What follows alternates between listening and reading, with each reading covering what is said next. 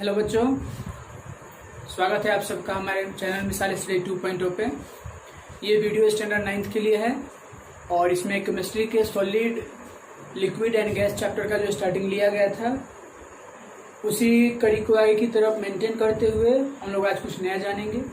इससे पहले की वीडियो में आप लोगों को सॉलिड और सॉलिड के पार्टिकल्स का प्रॉपर्टी, लिक्विड और लिक्विड के पार्टिकल्स का प्रॉपर्टी, गैस और गैस के पार्टिकल्स का प्रॉपर्टी, इसके बारे में हम लोगों ने डिटेल स्टडी किया था। आज हम लोग जानेंगे कि डिफ्यूजन क्या होता है, जो कि काफी महत्वपूर्ण भी होता है।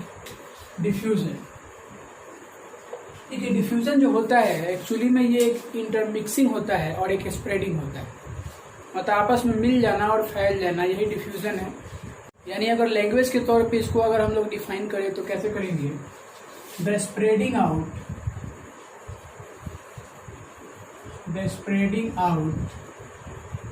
And intermixing of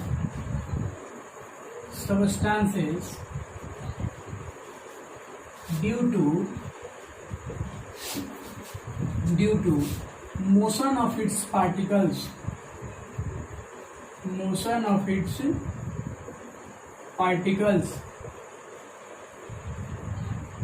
is called diffusion। देखिए इसमें दो बातों पे ध्यान देना है। पहला बात क्या है? स्प्रेडिंग आउट, और दूसरा बात क्या है? इंटरमिक्सिंग। ठीक है, द स्प्रेडिंग आउट यानी फैल जाना, एंड इंटरमिक्सिंग और आपस में मिक्सअप हो जाना ऑफ सबस्टांसेस। किसका? तो सबस्टांसेस का, यानी जो भी पदार्थ होते हैं उनका आपस में मिक्सअप होकर और फैल जाना। किसके कारण? Due to motion of its particles is called diffusion. यानी किसी सबस्टांस का, सपोज दो सबस्टांस से मोर देन टू भी हो सकते हैं, ये दोनों सबस्टांस क्या हुए? आपस में इंटरमिक्स हो गए। आपस में इंटरमिक्स हो जाने के बाद क्या होगा? फैलना शुरू कर दिए, स्प्रेडिंग आउट होना शुरू कर दिए। अब ये जो इंटरमिक्सिंग हुआ है और स्प्रेडिंग आउट हुआ है, किसके चलते हुआ है? इनके पार्टिकल्स आपस में मिक्सअप हो रहे हैं। इन्हीं के पार्टिकल्स आपस में मोशन के थ्रू या ये बोलिए काइनेटिक एनर्जी के थ्रू क्या हो रहे हैं? फैलने का काम कर रहे हैं। तो ये जो इंटरमिक्सिंग हो रहे हैं पार्टिकल्स, या फिर ये पार्टिकल्स जो है वो आपस में स्प्रेड आउट हो रहे हैं, मतलब फैल रहे हैं, इन्हीं दोनों प्रोसेस का कॉम्बिनेशन को हम लोग क्या बोलते हैं? डिफ्यूजन बोलते हैं। यानी diffusion is the process of spreading out and intermixing of substances due to motion of its particles. Substances का यानी पार्टिकल्स के मोशन के अनुसार, पार्टिकल्स के मोशन के चलते उनके जो कण होते हैं, पदार्थ के जो कण होते हैं वो क्या होते हैं? आपस में इंटरमिक्स कर जाते हैं, और इंटरमिक्स कर जाने के बाद क्या होते हैं? फैलना शुरू कर देते हैं। और ये सभी होता कैसे है कि पार्टिकल्स जो होते हैं वो काइनेटिक एनर्जी के थ्रू मोशन में हो जाते हैं, और जिसके चलते क्या होते हैं? वो आपस में इंटरमिक्स होकर और फैलते हैं। यानी intermixing and spreading out of substances due to motion of its particles is called diffusion. अब इसमें इंपॉर्टेंट बात कुछ याद क्या रखना है? दूसरा फैक्ट इसमें क्या आएगा? डिफ्यूजन इज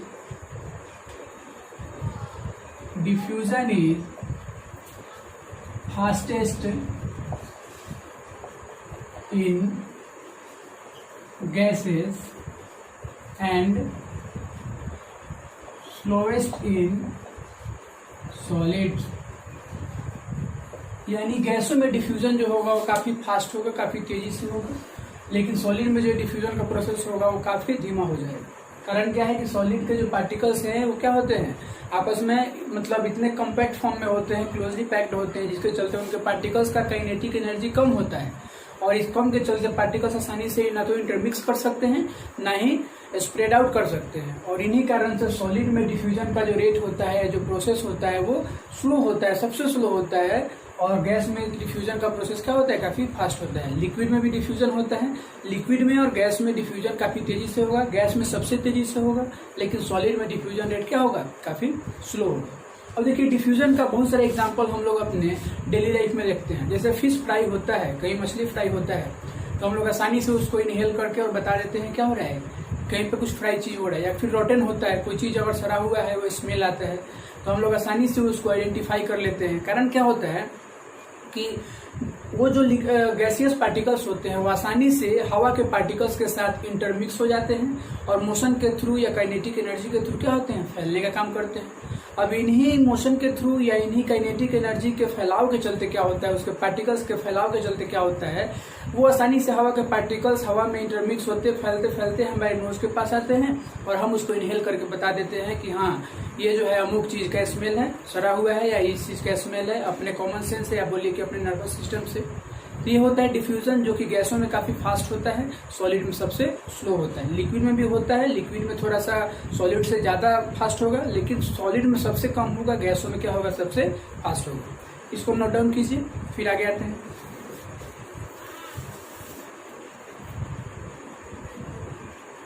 अब एक नजर इसके एग्जांपल्स पे डालते हैं। जैसे डिफ्यूजन इन सॉलिड्स, सॉलिड्स में डिफ्यूजन का कुछ एग्जांपल देखते हैं, लिक्विड्स में कुछ डिफ्यूजन का एग्जांपल देखा जाए, और लास्ट में गैसों में भी कुछ डिफ्यूजन के एग्जांपल को हम लोग देखते हैं। क्योंकि सॉलिड में जो डिफ्यूजन का रेट होता है वो इतना स्लो होता है कि लगभग हम लोग ये मानते हैं कि सॉलिड में डिफ्यूजन न के बराबर होता है। हालांकि होता है बट डिफ्यूजन रेट इसका बहुत स्लो होता है। इसका एग्जाम्पल देखा जाता है नॉर्मल तौर पे क्लासरूम में हम लोग क्या करते हैं कि ब्लैक बोर्ड पे चौक से हम लोग लिख देते हैं, और लिख देने के बाद उस लिखे हुए जो भी आपके आर्टिकल्स थे उसको कुछ दिनों तक आप मिटाइए नहीं। आप ये नोटिस कीजिएगा कि लिखा हुआ जो भी आपका फैक्ट था उसको इरेज करने में, मिटाने में काफी प्रॉब्लम फेस करना होता है।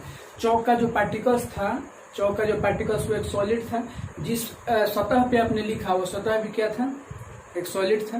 तो सॉलिड में आपस में क्या हो गए, मतलब आपस में इंटरमिक्स हो गए, आपस में क्या हो गए, कंबाइन हो गए, जुड़ गए, जिसके चलते हमें उसको इरेज करने में काफी मुश्किलों का सामना करना पड़ा। यानी इसका एग्जांपल देखा जाए, writing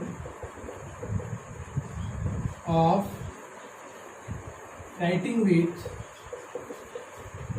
chalks on blackboard and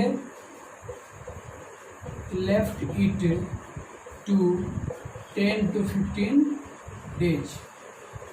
यानी चौक से आप क्या कीजिए, ब्लैक बोर्ड पे लिख दीजिए और उस लिखे हुए बातों को आप क्या कीजिए कि 10 से 15 दिन तक छोड़ दीजिए। आपको सॉलिड से सॉलिड में क्या होगा, डिफ्यूजन का एग्जांपल लिखने को आसानी से मिल जाएगा। लिक्विड से लिक्विड का डिफ्यूजन, जैसे हम क्या करते हैं, वाटर में कॉपर सल्फेट को लेके डाल देते हैं। ये कॉपर सल्फेट जो होता है वो क्या होता है, ब्लू कलर का होता है। आपस में जब इंटरमिक्स हो जाएंगे तो मिक्सअप हो जाने के बाद होल वाटर जो हो जाएगा वो क्या हो जाएगा, ब्लू कलर का हो जाएगा। क्योंकि कॉपर सल्फेट ब्लू कलर का था, वाटर का नेचुरल कलर जो था वो कलरलेस था, तो ये ब्लू कलर क्या कर देगा कि वाटर के साथ इंटरमिक्स होकर और वो कलरलेस को भी क्या कर देगा, कलरफुल बना देगा, यानी ब्लू कलर का बना देगा। दूसरा एग्जाम्पल आप ये भी देखते हैं, पोटेशियम परमैंगनेट, उसके टुकड़े को लेके डालिए, आपका वाटर जो होगा वो पूरा पर्पल कलर का हो जाएगा। या फिर नॉर्मली हम लोग होली खेलते हैं तो क्या करते हैं, रंगों को मिक्स कर देते हैं, लेकिन तो खैर वो जो रंग होंगे वो तो सॉलिड फॉर्म में होते हैं। तो ये सॉलिड टू लिक्विड का एग्जांपल हो जाएगा, ये लिक्विड टू लिक्विड का एग्जांपल नहीं होगा, ये लिक्विड टू लिक्विड का एग्जांपल बताया जाएगा, ये सॉलिड टू सॉलिड। ये वैसे ही यहाँ पे गैस टू गैस का एग्जांपल हम लोग देखेंगे। यानी पोटेशियम परमैंगनेट को वाटर में मिक्स करना, ये लिक्विड का एग्जाम्पल हो जाएगा, और कॉपर सल्फेट को वाटर के साथ इंटरमिक्स कर देना, ये भी क्या हो जाएगा, लिक्विड टू लिक्विड एग्जांपल हो जाएगा। गैसों का गैस के साथ एग्जांपल देखते हैं।